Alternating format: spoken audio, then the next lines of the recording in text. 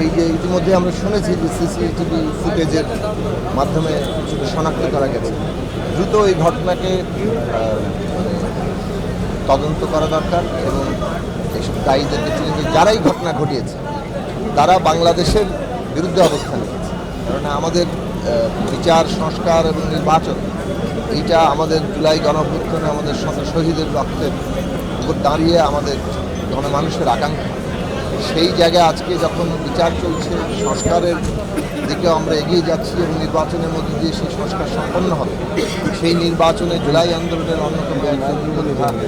ইনকিলাব মঞ্চের সমন্বয়ক ওসমান হাদির উপরে যেভাবে হামলা হলো এবং তাকে হত্যা করার চেষ্টা করা হয়েছে, তিনি এখন অত্যন্ত কী বলবো ক্রিটিক্যাল কন্ডিশনে আছেন।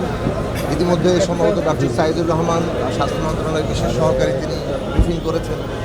এবং তাকে আরও চিকিৎসার জন্য হয়তো অন্য কোথাও স্থানান্তর করা হতে পারে। আমরা মনে করি যে ওসমান হাদির জীবন রক্ষার জন্য যা করণীয় সেটা সরকারের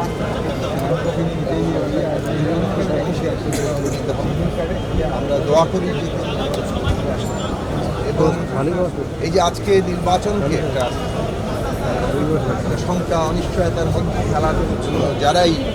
যে সমস্ত গোষ্ঠী কাজ করছে, এটা তো আমরা জানি, আমরা দীর্ঘদিন ধরে বলেছি যে কথিত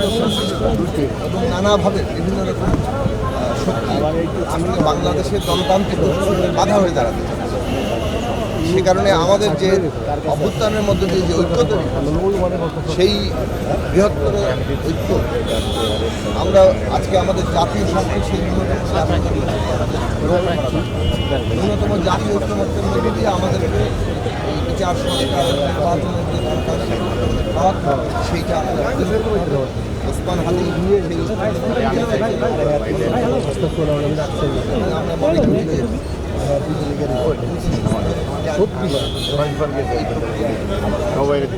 বাইরে ডাকছিলাম